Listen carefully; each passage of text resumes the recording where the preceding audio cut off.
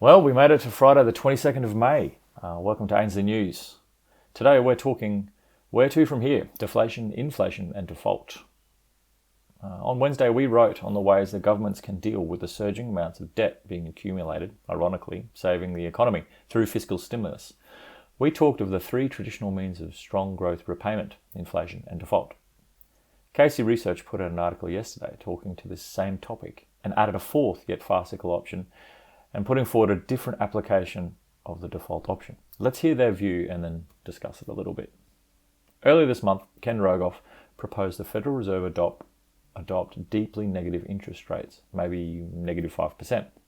Who is Ken Rogoff and why is this an important signpost? As we've pointed out many times, we are in the final stages of the greatest financial experiment the world has ever seen.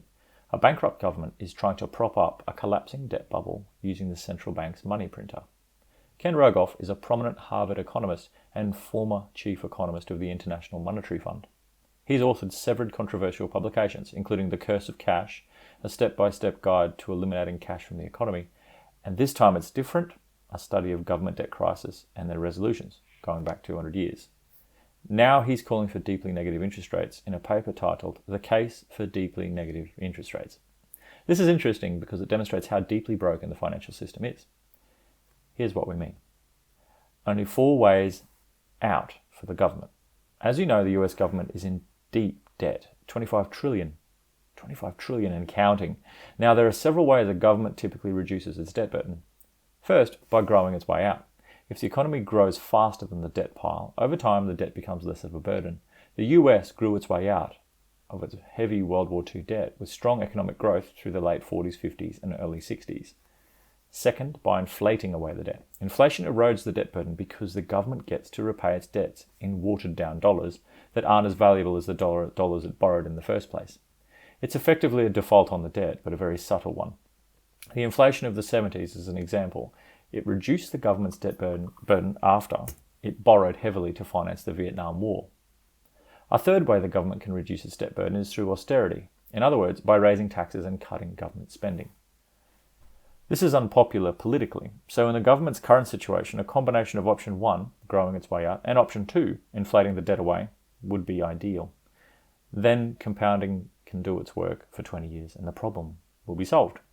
But unfortunately, for the US Treasury right now, there is no inflation and there is no economic growth. The fourth and only remaining way out is default. That's when the government simply says, we cannot pay. Rogoff's suggestion is a subtle variant of this last option. Deeply negative interest rates, say of negative 5%, are a form of default on 5% of the government debt each year. The problem is, while mathematically deeply negative interest rates could reduce the debt burden each year, no one knows what the unintended consequences would be for the dollar if we had a negative interest rate. But here's what we think. That a prominent Harvard economist is calling for deeply negative interest rates implies the system must be thoroughly broken, and we don't want any part of it.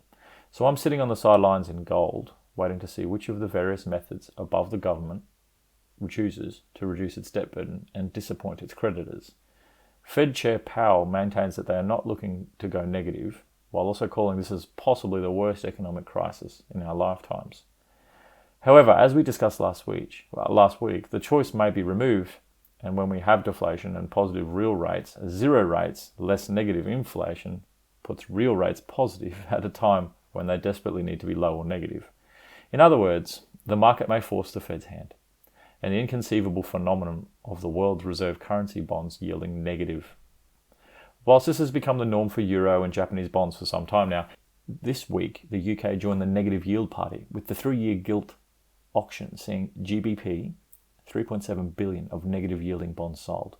That may not be a surprise after Bank of England Governor Andrew Bailey forecasting a couple of weeks ago that the coronavirus will push the UK economy into its deepest recession in 300 years, with output plunging almost 30% in the first half of the year. On its way to deflation, the UK's CPI just crashed from an already low 1.5% to just 0.8% in a month. The case for deflation keeps mounting for the US as well. Last night we saw yet another 2.44 million Americans for unemployment benefits, taking the total to 38.6 newly unemployed in just 9 weeks. For perspective, that is now almost double all the jobs created in the last decade. and takes the stickier continuing jobless claims to its highest level ever. This is shown in this chart here, continuing jobless claims. And then also showing all on a net basis of all NFP employees that looks like this from the Bureau of Labor Statistics in the US. That's a pretty steep curve at the end there. We've also seen the US government's own Congressional Budget Office back in April predict at minus 28% GDP print for Q2. The Atlanta Fed just predicted at negative 34.9%. And last night, Bank of America Merrill Lynch downgraded their previous negative 30% to a stunning negative 40% for the second quarter and a negative 13% for the year. For context, the GFC, the worst recession since the Great Depression, saw just negative 4%. And it's almost identical to the negative 13.1% of the Great Depression. These are not numbers conducive to inflation, and certainly not numbers conducive to near record high share markets.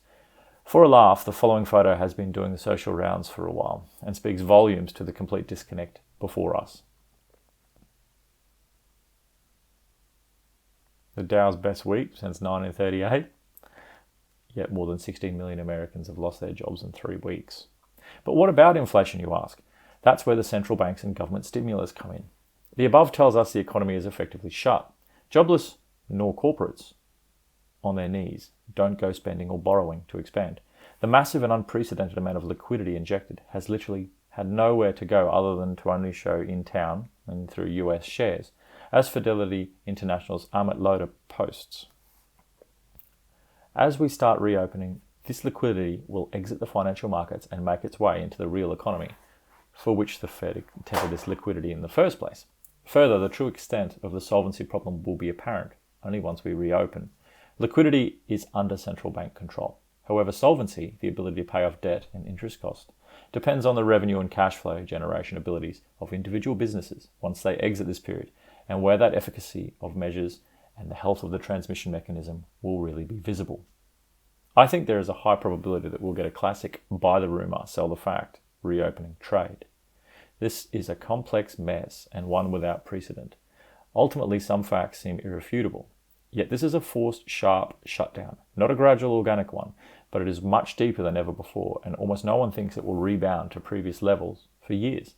Initial deflation appears a natural consequence.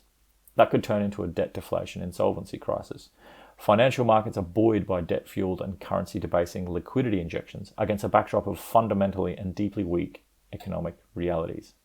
The reaction to deflation will almost certainly be more stimulus, more new money by governments and central banks, negative interest rates, and likely helicopter money directly into the economy, not Wall Street. That inevitably turns to inflation, and possibly hyperinflation, given the sheer scale of what will be added to an already unprecedented debt burden and money supply. Much of this is potentially baked in the cake, but yet to be fully revealed. In the myriad of options out there, gold and silver and potentially the new play, Bitcoin, appear to be the only assets divorced from the embedded counterparty risk in every other asset. So where could this really end? If you haven't read the 2-part articles by Ray Dalio's view, they must be read here and here in our comments. We'll place those links there for you. And that's news for today and this week. Thanks for joining Ainsley Bullion. You can always read all of our news articles via ainsleyBullion.com.au. And we'll catch you Monday. Enjoy your weekend.